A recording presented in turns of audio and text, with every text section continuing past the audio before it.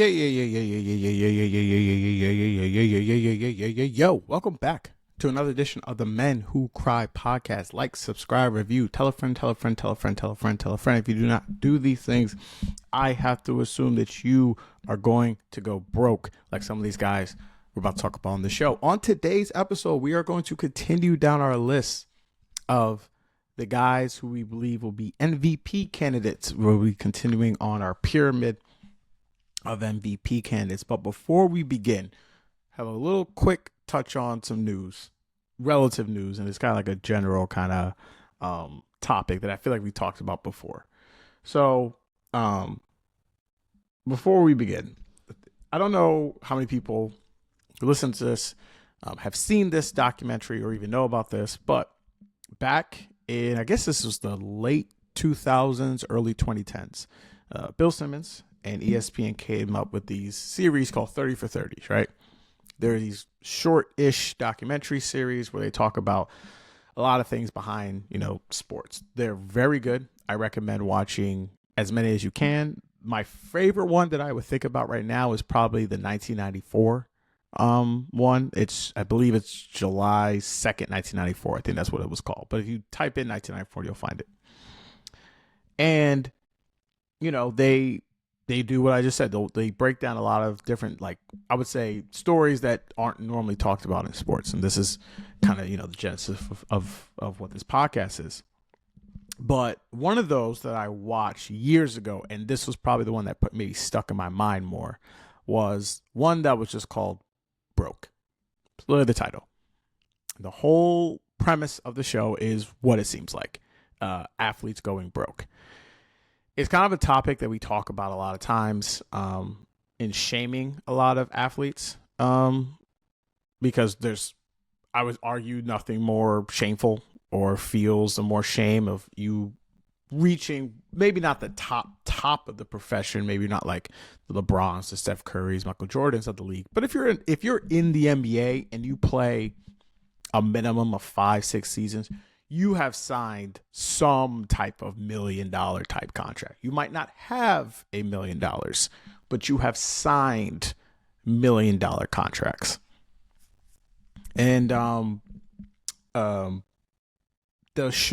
point of that show was to show you how fast you could lose your money very quickly. I definitely recommend people going ahead and watch it. Unfortunately, I don't really know where you can find these things now, but when there's a will, there's a way. And the reason why it stuck with me was because a lot of the reasons why guys go broke is unfortunately for two main reasons. Okay. Bad real estate deals, kids. Those are the two reasons why most guys go broke during this documentary. You might buy a house somewhere that might be something that you can't necessarily afford, so you're financing it, or you have a very big mortgage. But what happens when you get traded? Now you got to split your costs into two different places, right? And if you keep getting traded and you can't live in Dallas or New York or Miami, wherever the places that you have that home, and then you might need to have more homes, that's one way you can lose your lot of money. The kids thing, pretty self-explanatory. But now as we entered in 2025, I really do think we need to make a broke part 2. And the third part of this now that needs to now be added is gambling. And not just gambling in the sense of you actually losing your money in a poker game or any of this other stuff, but gambling with your money in general. The reason why I'm bringing up all these stories is that we have had 3 former athletes who have seemed to just want to blow all their money recently. Shannon Sharp we just saw had to settle in his court case for his civil lawsuits for sexual assault.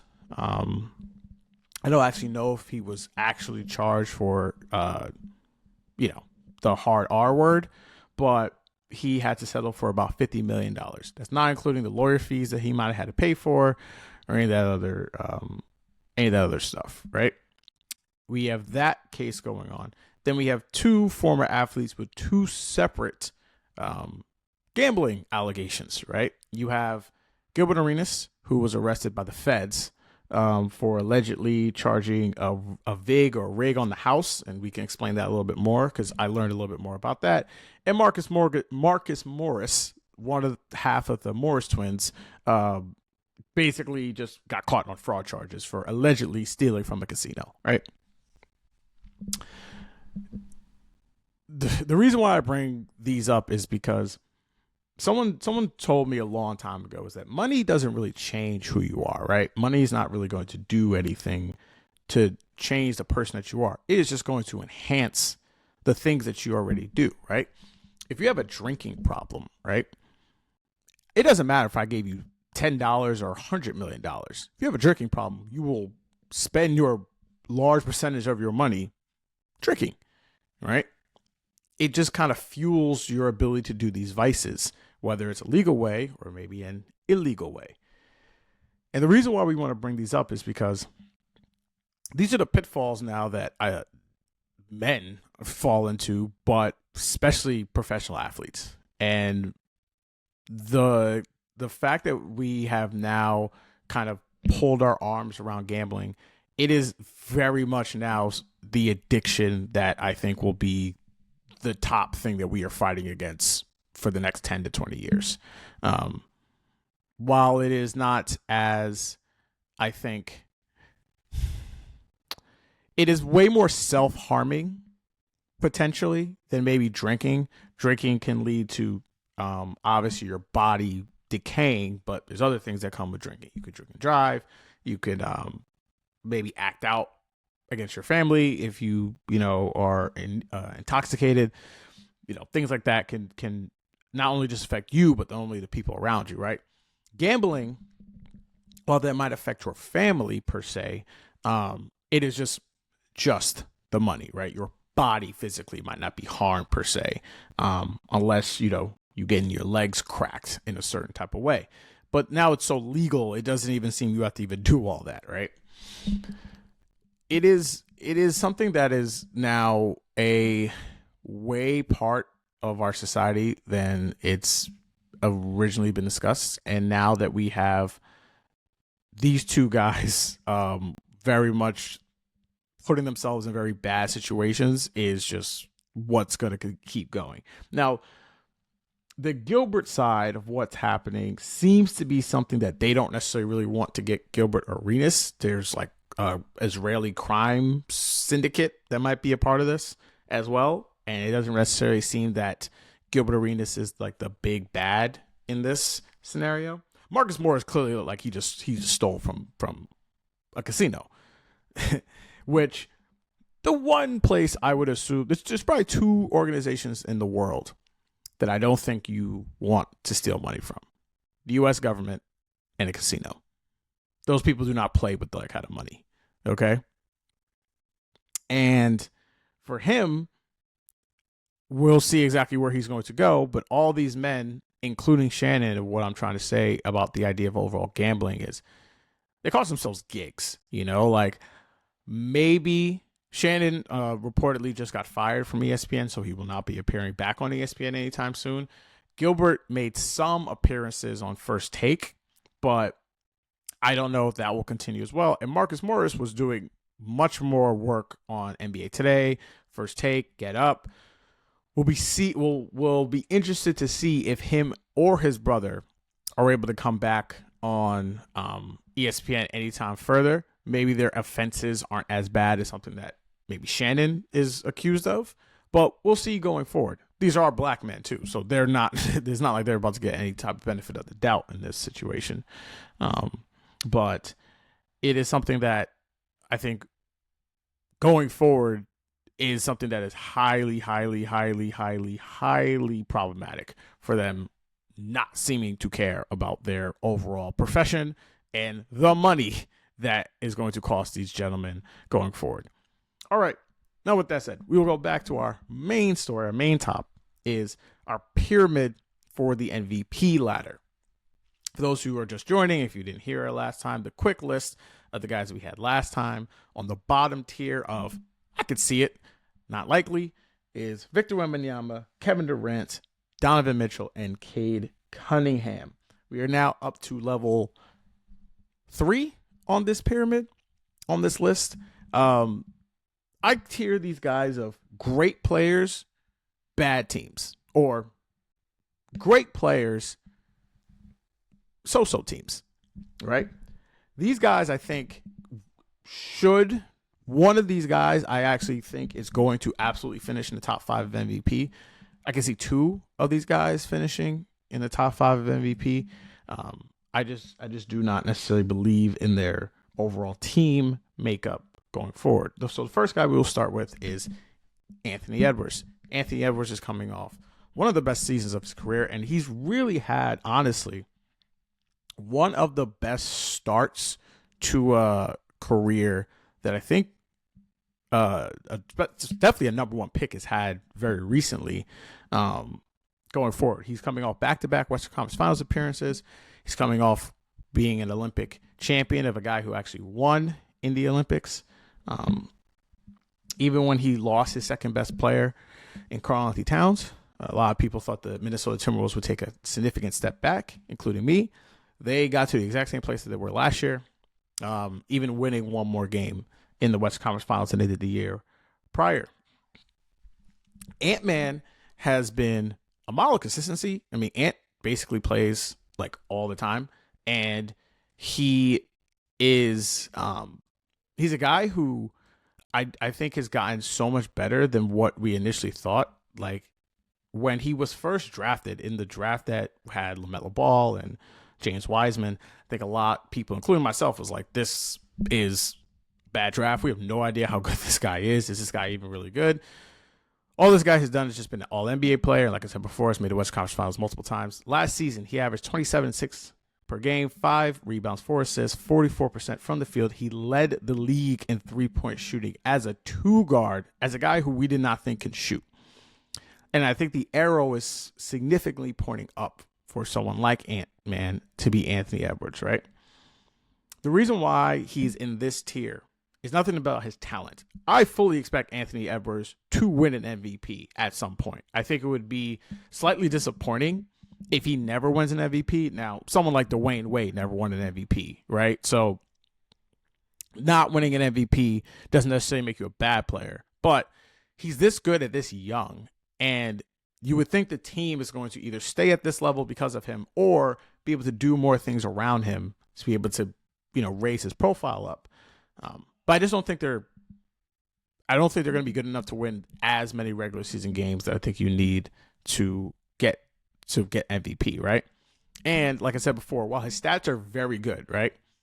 He is not someone who is going to put up, I think, the statistical anomaly type seasons that we've seen from guys who have won MVPs but were so much lower. I think those types of seasons honestly are really referred to guys who are traditionally centers, and Russ is the only guy outside of that kind of group who was kind of a smaller player who was able to have just a statistical dominant season to that way, right? Where it's just across the board, not necessarily an efficiency way like with Westbrook. But Ant-Man comes in at this tier. He's not the guy, however, who I think will finish top 5 in MVP, just because I think his team got a little worse over the season. But he is, to me, the best chance for an American to get an MVP. We will have another American coming up on this list that I think if they have a chance to win MVP, it would be this season specifically. But going forward, we have just had such a string of international players winning MVPs.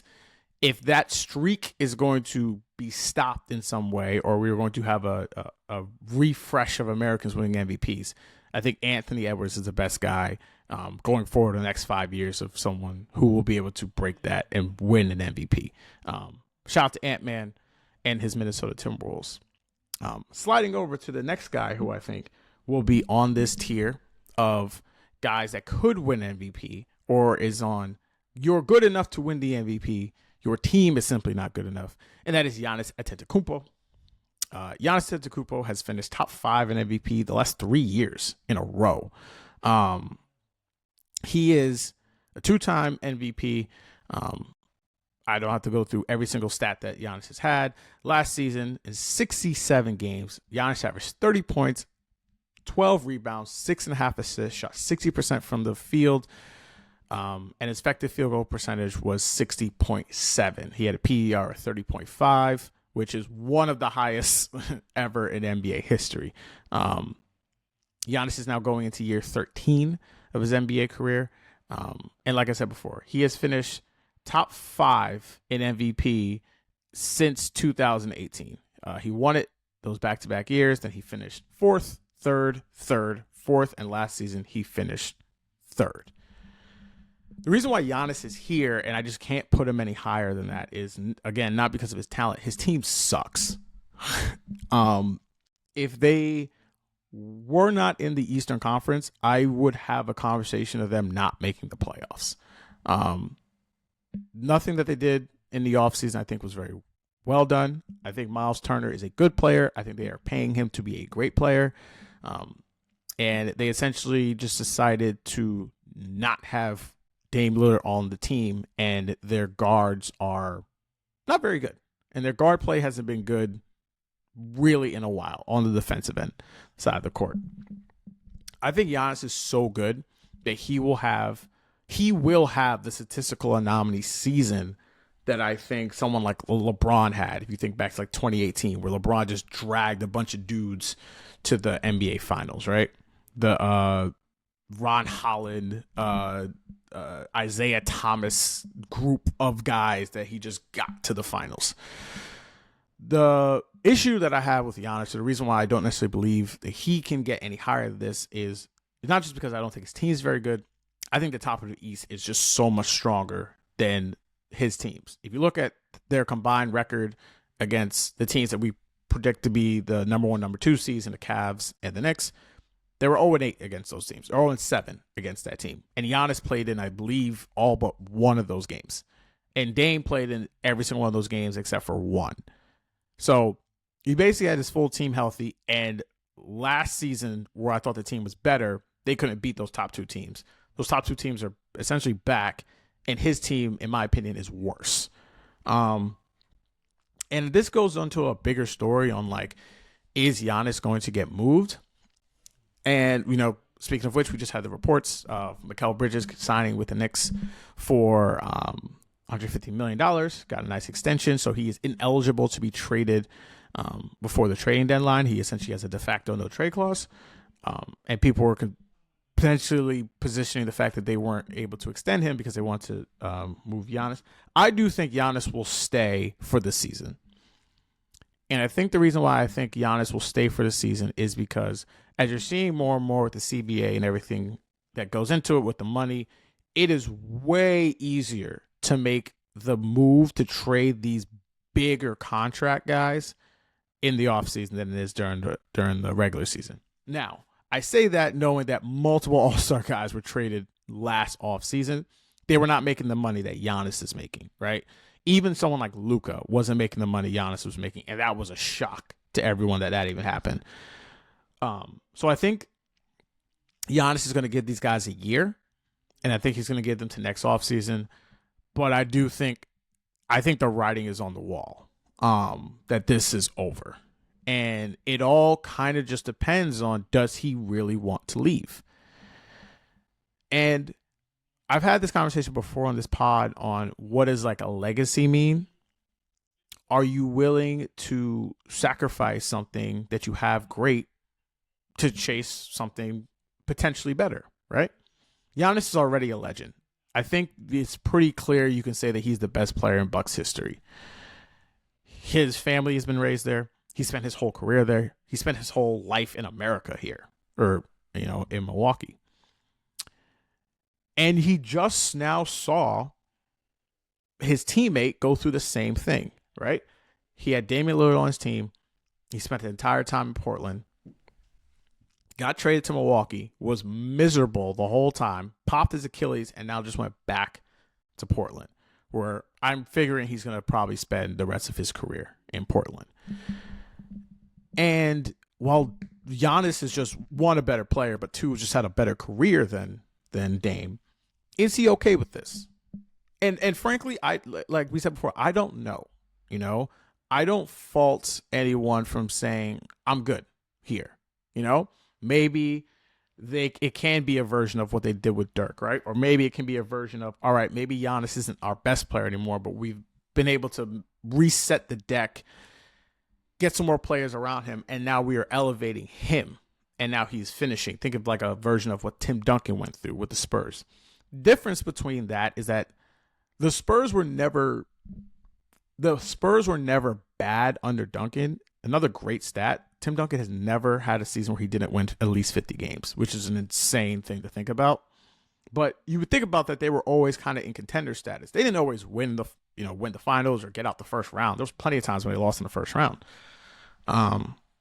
But they always had that there. And I just wonder, is Giannis patient enough and believes in the organization enough that he can get back there? Maybe not next season, maybe even not the season after that, but at some point he can get back to where he's at.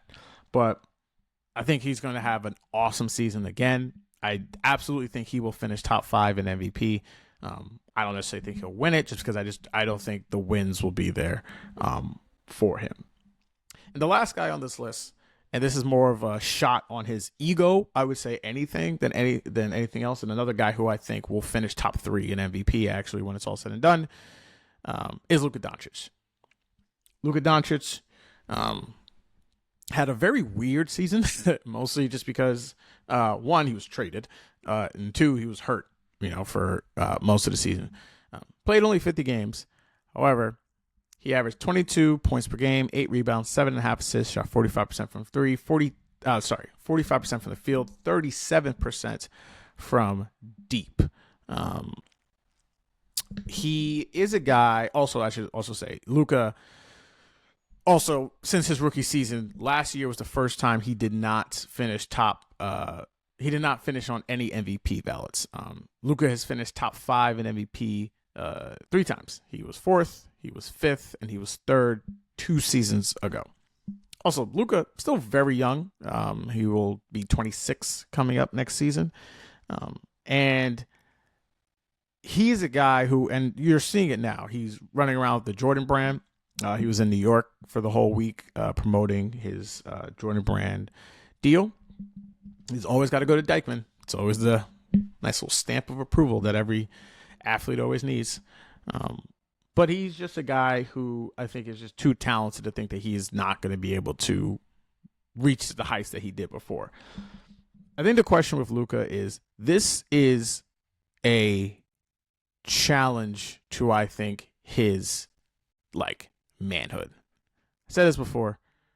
One of the most embarrassing things I think you can say to an athlete, it's not that they're good or not that they suck, is you're out of shape. Because everyone who's a professional athlete needs to be in shape. Everyone. They all are not in shape, but everyone should be in shape.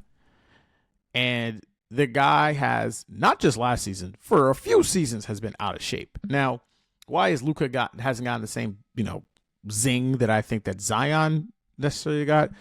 It's because, again, when you finish top 5 in multiple MVPs while being, again, fat, you're going to get a little bit of grace versus Zion, who can't play 70 games. And the reason why I would have a bet on Luka, and I think Luka would be, of the 3 guys here that I just mentioned, the guy that I would bet on the most to win the award, is because of pride. This guy is one of the most prideful guys in the NBA. And he's a guy who talks a lot of crap and hates losing, Luka's won everywhere he's gone before. He, as of right now, I'm looking this up as NBA MVP odds for next season. Luka's coming in at 3rd. This is courtesy of BetMGM at plus 450. Just for reference of the other guys I mentioned, Giannis is right behind him at 4th, but he's a plus 1,000. And Anthony Edwards is a plus 2,000 to win the award. And as a guy who just came into the league with such a fire and a flair, rookie season was awesome, and he's been awesome in the playoffs ever since he stepped foot into the league. The idea that he's gonna like regress or he's like lost it at such a young age, I just don't believe. His Lakers team, I think, is weird. I think it's gonna be a weird season with him and LeBron based on an expiring contract. I don't necessarily think his team is very good, but I do think he is one of the best players in basketball, bar none.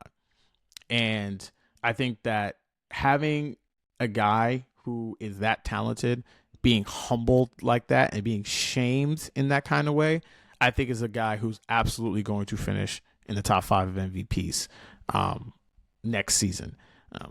Again, strictly just because if you have any salt to you, any type of something in your chest, you heard what everyone's been saying, and there's no way you're just going to let that ride out for you and let this be the kind of way your career is just going to go ahead and go. All right. But that is all we have on engagement farming part 2. We will finish up this list next week for you guys. We only have 3 more guys left that we have to go through on the pyramid of MVPs. So again, thank you guys again for listening. Like I said before, like, subscribe, review, and I'll talk to you guys in a couple of days. All right. Peace out.